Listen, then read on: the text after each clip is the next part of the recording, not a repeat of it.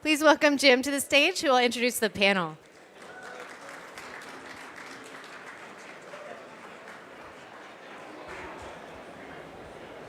Hi. Okay, Ross, why don't you just come on? Because I'm going to ask you to introduce yourself. Ross has come up with a really ingenious, fantastic idea. I feel you're sitting slightly too far away. Yeah. A bit close. Yeah. Appear here is sort of, how would we describe it best? The Uber, the Airbnb of retail. It's best, I think, if you describe to the audience how you got the idea for your business, and then we'll get into it from there. Okay, so I'll start off by telling you where the idea came from. So it was in the UK, we celebrate the Queen's Diamond Jubilee, which is sort of where we celebrate, I'm sure most of you know, but like the royal family reigning over us.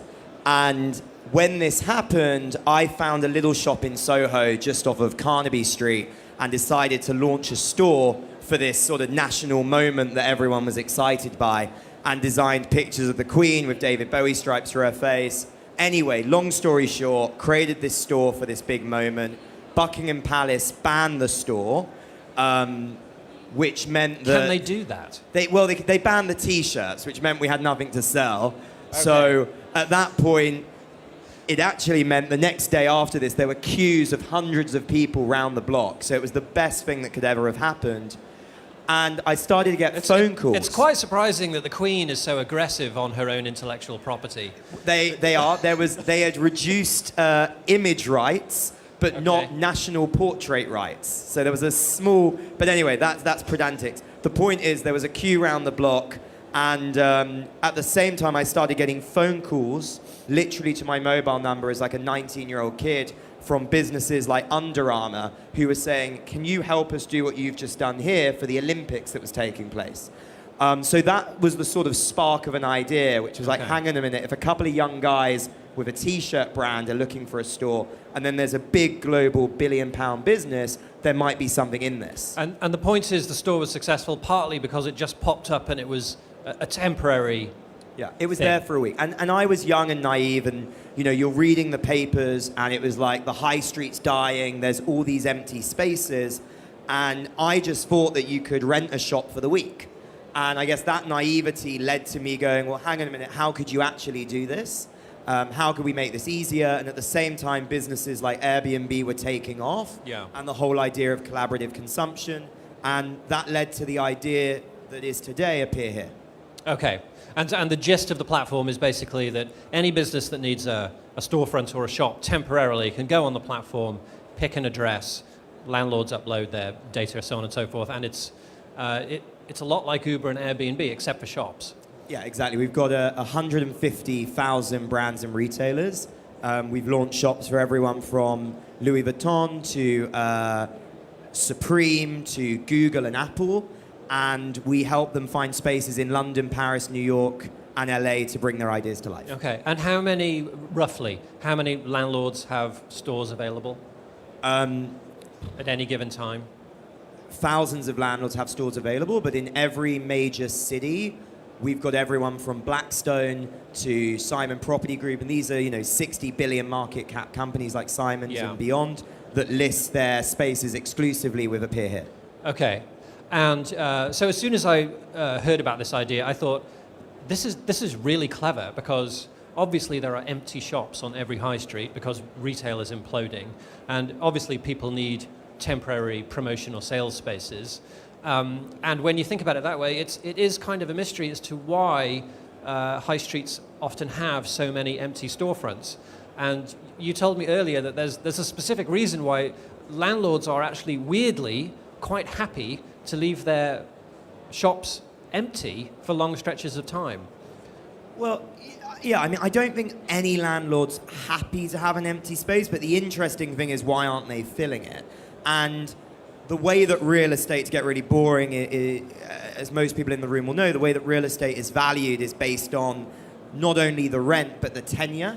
And it's the asset value that really matters to them, not the rent that they're generating. Yeah. So the problem is even when a shop's empty, if a brand goes in there for a few weeks and generates rent, it doesn't really make a difference to the landlord because they care about the asset value. Right. So what we've had to do is work a lot with understanding how we can optimize yields, how we can work with our data to get to a place where we can generate not only better returns than a long-term lease, but also as real estate people use security of tenure, so that you can trust the short-term sort of changes in tenants the same way you would trust a long-term.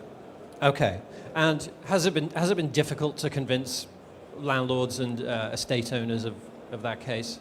Because you're essentially asking a sort of, retail, commercial real estate, it's an old business, it's stuck in its ways, lease values are part of accounting on people's balance sheets. You're trying to disrupt that and change it. And that strikes me as quite a difficult challenge. It is, but I think the timing is really interesting here. So if you think about right now, every major retailer is dying. There is no one opening up really significantly amounts of new stores.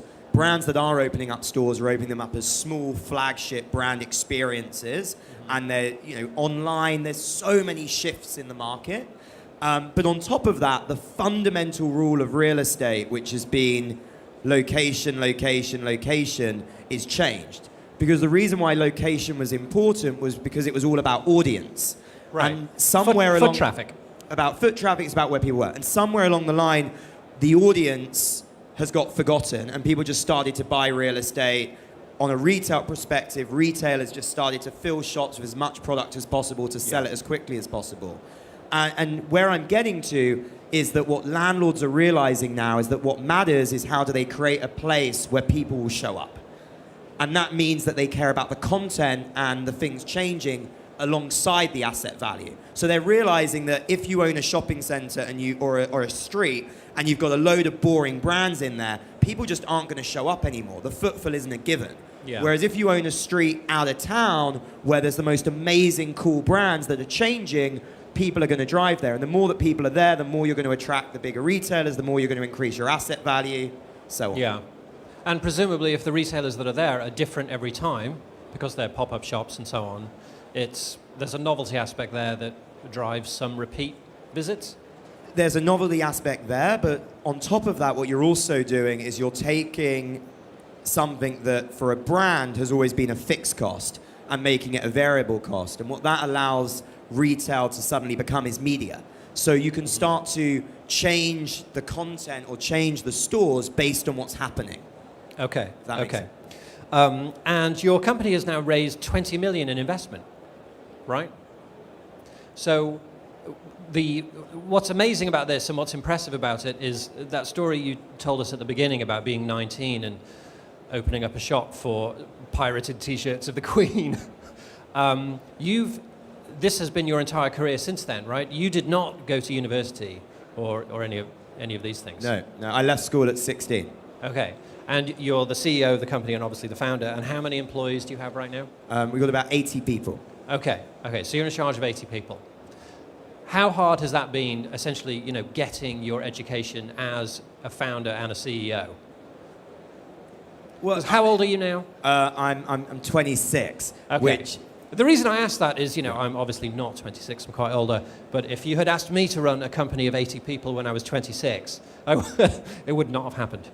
I would not have been capable of doing that. Well, yeah, I've been running the business now we're going into our 5th year. The first couple of years, we were like 5 or 10 people. And I think up until the first 2 years, the most experienced person in business was probably one of the girls in the team who had an internship before. So we were a very sort of young junior team that had no experience. Whereas now, we've got people who have run cities for Uber or who have worked at Blackstone. So it's been a huge learning curve. One, attracting amazing talent. 2, building a team, building cultures in different offices. We've got offices now in 4 cities. But also an amazing experience. Okay. Tell us like an interesting problem or challenge, or what was the most difficult thing you had to do in growing this company, while you're still so young? There have been, I think that whatever is difficult as a founder, I'd imagine is difficult whatever age. And I think that one thing that I've always what I initially struggled with, and I think I've become used to, is when running a business, you have in a week extreme highs where whether it's some of the biggest deals you wanted to close, or whether it's hiring that person that you've been going after for months, or whatever it might be. If you were to write down the highs, sometimes you're like, wow. And then at the same week, you have the lowest of the lows. Yeah. And I think as a CEO, it's getting to a point where both for you and your team, you cut away the highs and you sort of ignore them, and you cut away the lows and you try and stay in the middle, focused. And I think that's been definitely a learning curve, which I'm still learning. Okay. One of the, Business Insider UK was founded as kind of a startup in the sense that initially there was only 3 of us there, and then we hired a launch team of like 5 or 6. And one huge learning curve for us, and I wonder if you could talk a bit about this, is that when it's just 5 of you in the office, and you're basically all sat at the same desk with your laptops, and you can see each other, and you can just talk, the communication is easy, and everyone's on the same page, and it kind of goes smoothly, and it's a lot of fun. And then as the company grows, you find communication becomes more difficult, and it reaches a point with about, when you hit about 20 people, I found I had to communicate things 3 times to people before people actually, got on board and did things. And then the bigger we get, there's a sort of a myth inside Business Insider right now that, because we're up to like 500 people, we literally have to tell people 7 times what the mission is, or what the new direction is before they take it on board. And that's just a really interesting problem that startups have. So I think we obsessed over our culture, but also the company we wanted to build, as much as the vision of the mission and the business that we were solving, if that makes sense. So I think, what was funny is I remember we had someone come in when we were like 20 people who said, look, as you're now scaling and you're growing and you're getting more people, which, 18 months ago or 2 years ago, they said, you should write down your values and you should do this and you should do that. And we were like, we've done that. But also, when everyone arrives, what we've done at Appear Here is we give them a survival pack. So the day they arrive, on their desk, they have a survival pack that describes the mission. It describes a dictionary of all the things to do with Appear Here. It describes our values. It also has, everyone gets a cactus with a poem that someone wrote when they first joined the business, explaining how not to be a prick, and how to use the most of resource. And there's all these little touches where we try and make, whether it's someone's onboarding the best thing or whatever else. And the reason I tell that story is that we're obsessed with the people we want to hire and the way that we tell the story of what Appear Here is doing, so that we attract the guys like the original group. And now as we're scaling, as you said, it's all about repetition. Yeah. But I think the more you believe in the mission and you just hammer it home with the team, the more that you can give people autonomy to make their own decisions, because they're making it based on the mission and the values that have been core to us since day one. And I think companies that sometimes curate it as they go along maybe come into more difficulty. Has delegation been difficult for you? I mean, you've gone from, this is your baby, this is absolutely your startup. You gave birth to it when it was just essentially an illegal t-shirt shop. But I presume at this point, though, you've had to delegate a lot of tasks to a lot of other people and just trust them with it. How hard is that? Or do you like it? Yeah, no, it's incredibly tough, and I think that everyone who's in the audience that's doing the same thing must find it hard. I also think there's like a flip side to it, where there's also been moments where we've hired someone amazing, and you've been like, wow, this guy's incredible, their background, and you've sort of gone, okay, I'll leave that to you then, and I'll get on with some other stuff. And then you go, shouldn't have done that. And I think that I think founders do both, right? You get too involved sometimes, and you need to be aware of that and pull yourself back. And the other thing I think you do sometimes, you go, okay, thank God that bit's off our plate, leave that to them. And sometimes you need to be more involved. So I think it's a bit like the highs and the lows that are low, and trying to cut them out. You've got to give people the ability to own stuff, but also give people the ability to have that constant contact, that you're not just handing stuff over. Yeah. And I think I've been guilty of both. Okay. The other thing I really like about Appear Here as an idea for a business is that you're attracting into the retail space some brands and companies that are not retail oriented. And you were telling me specifically about, I think, Match and Netflix have become partners of yours. Tell us about the Match experience. So what I think is so interesting is that digital companies are now launching physical retail stores where they might not even be selling anything. And what some of those brands are finding is that they're actually getting a better cost per acquisition on the high street, on traditional rent, than they are on things like Google and Facebook. And to me, that's insane because it's like the world's going 360, but also it's exciting because it means that the future could be that we have all these exciting ideas and our high streets are still relevant.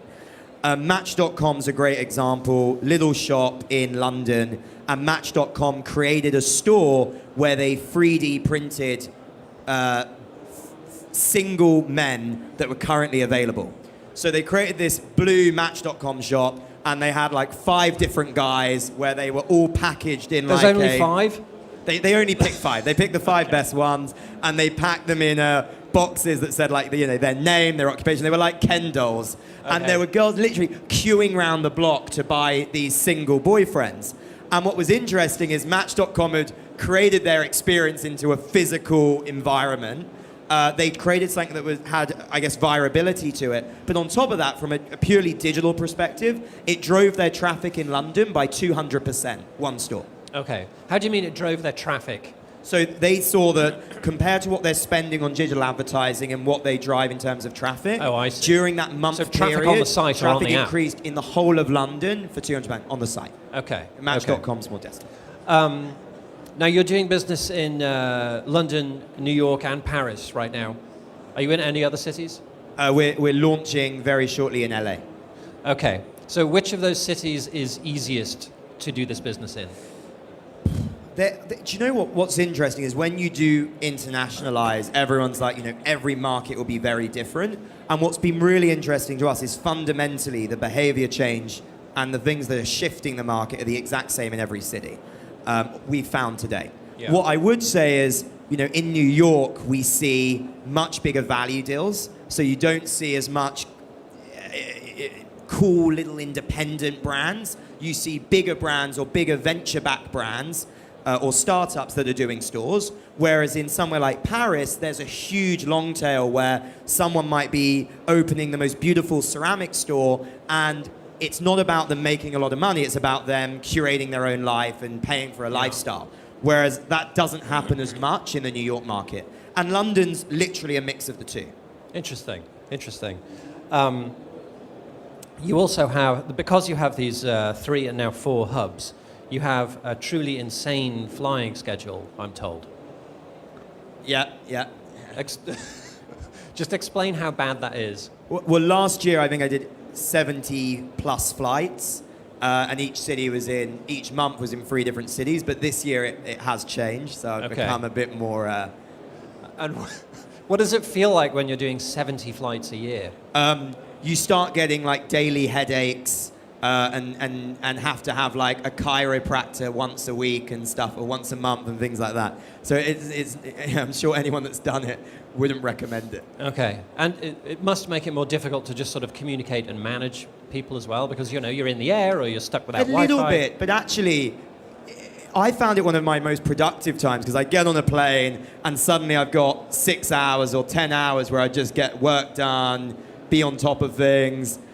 People know like to get stuff to you before the flight and after. I'd be in each city. So communication-wise, I actually found doing the travel was fantastic. I think that as someone that's young and been running around, you sort of think that you're indispensable, and suddenly you realize that actually you do need balance and you need to make sure that you're not in 3 different or 4 different cities every month. Right. You must have been working like 7-day weeks pretty routinely. Okay. That's insane. Is it still like that now, or? Yeah, we're still very early stage. Okay. I'm just, I ask that because, when you take 20 million in investment, you must feel under some pressure to perform for your investors. It's their money at stake, it's their risk. Yeah, look, I mean, 100%, but interestingly, I've never felt any more pressure from the investors to, I think that, myself and a lot of the original guys in our company weren't an investment banker that said, hang on a minute, there's an interesting market opportunity here, and if we did a marketplace, it would drive this multiple, and this is the opportunity. We did it because we'd faced the problem, and we believed that this was the mission, and this would be a better way.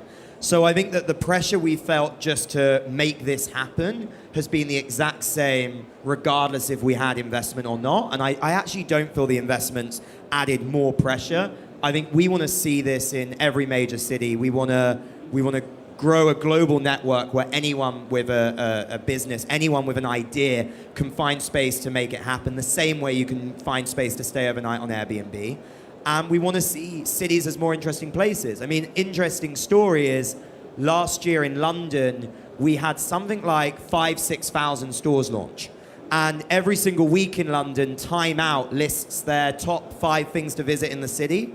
And averagely three out of those 5 every week was an idea powered for Appear Here. Every week? So when you look at it over the year averagely, that was sort of what it worked out to. So what's interesting there is whether it's a new little restaurant, whether it's a boutique, whether it's a brand doing something that's experiential, these are ideas that I think are making cities hopefully more interesting places to live. Okay, and your investors, how sort of supportive and helpful are they? Do they, give you guidance and help and advice and sort of practical support, or are they more hands-off, like sleeping partners, where they're just like, we believe in you, here's a check, call us in 2 years and tell us how it works out? I'd say it's in the middle. I think we've been very lucky that our investors have always trusted our opinion. I think that we've managed to get some really great investors from David Simon, who's the biggest real estate owner in the world in retail. Is this Simon Properties? Simon Property Group, the owner of that. We've got Natalie Massenet, who founded Net-a-Porter. We've got some amazing people like Borderton Capital, big European VC funds, as well as some amazing US fashion families and fashion real estate guys. So we've been very specific on getting investors that would bring talent. So when you're making a decision, you can sort of use everyone's opinion as a compass, and then we decide what North is. Okay. And Natalie from Pret-a-Porter, what advice does she give you? Well, I think that Natalie's example is always when she built Net-a-Porter, she'd be going in, meeting with all the luxury fashion houses, and they'd be saying, yeah, online's not a thing. We don't care about it. And when she finally started to convince some, they were like, but it's not relevant to us. The world isn't going to change. And obviously you look today and Net-a-Porter and Ukes have built an incredible business. Right. And I think that a lot of the reason they won was because of incredible service, incredible brand, working with those luxury houses as partners. Yeah. And I think that the real estate industry is in a similar place, where you've got landlords that sometimes we meet and we have to tell them what properties they own because they've forgotten they own them. And they have shelves of everything in paper. So it's about bringing an industry into ultimately the 21st century and making them believe that technology is going to play a part in the future. And what's exciting is they are believing that. What's exciting is they are giving more spaces. And what's exciting is what's happening in the world right now is only accelerating them to catch up. It's interesting. She must see you trying to do to fashion retail, or retail generally, what she was trying to do to fashion itself online 10 years ago. Is that part of her rationale there? Yeah, I think so. Okay. It must be enormously gratifying to have someone like Natalie, who's obviously hugely famous, probably one of Britain's most successful startup founders ever, possibly, certainly in the last few years. It's an amazing story. What else should we know about Appear Here? Where's the company going next? So there's lots of exciting things about the company, but I think there's one story that I think might be fun to tell people about, which is, I think, summarizes what we're doing. So about less than a year ago, we met a guy called Imad, who was a Syrian refugee. And he had left Aleppo, he had 3 restaurants, lost them all, managed to get to London. And when he was in London, he was like, look, I'm so happy, obviously, that I'm safe, and he'd lost people, obviously, back at home. But he was like, I don't have any purpose right now, and I don't know what I'm doing, and he was miserable. And he came on to appear here and he launched a restaurant for a few weeks. And now that restaurant has been running for months. It's sold out every single sitting in 48 hours. He's gone from being a refugee living in London that didn't know what he was going to do, who was working as like I think he was basically running the reception of a car mechanics. Oh my and God. before then, he was a top restaurateur. Yeah. And now he's got a restaurant, he's a celebrity chef, and a few weeks ago, he cooked dinner at Kensington Palace. So I think seeing people like that get access to amazing locations, bring their ideas to life, and then suddenly grow and travel and take it to the next level is what we're trying to do at Appear Here. That's really inspiring stuff. Ross, thank you so much for doing this. We are out of time. They're going to bring a big hook and make us walk off the stage. Awesome. Thank you very much, Ross No, Bailey.